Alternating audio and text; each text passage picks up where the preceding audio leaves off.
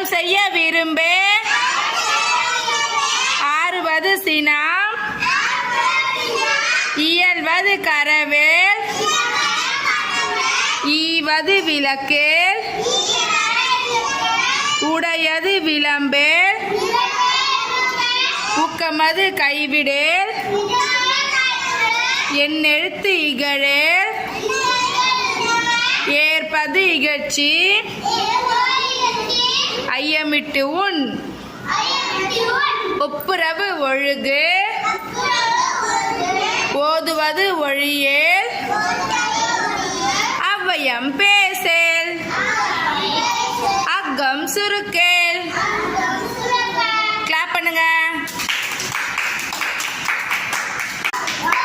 2 1 2 3